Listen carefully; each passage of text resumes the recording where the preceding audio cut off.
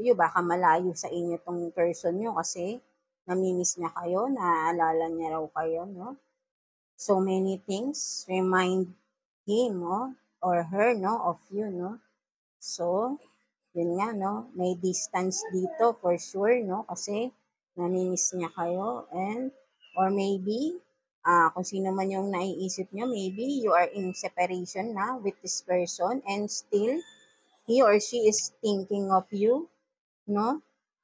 Missing you, no? Something like that, no? And for the other card is, I know I messed up everything. So yeah, meron sigurong separation nangyari dito, right, no?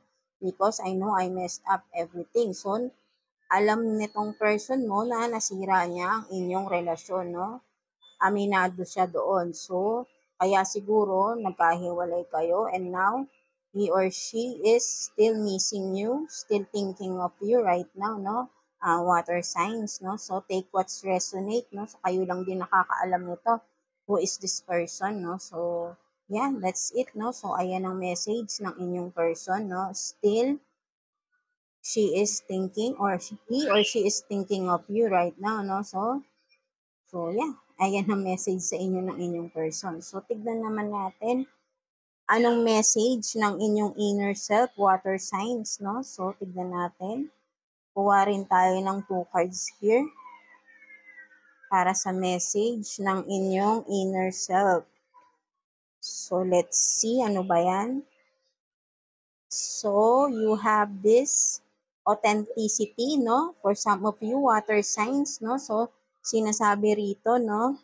Show your authenticity, no? Show your true self, no? For some of you, maybe, kung makikita mo rito, this one is so colorful, no? Right, no? For some of you, no? Gender naman tayo right here, no? So, maybe, ang iba sa inyo is, you know, tinatago yung kanilang gender, kung ano man sila, right, no?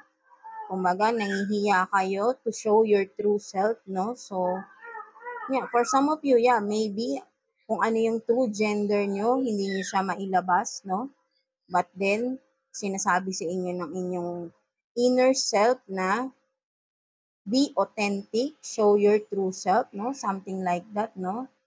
Kung ano man kayo, ano man itong pagkatao nyo, it's yourself, it's your authenticity, no? 'Di ba?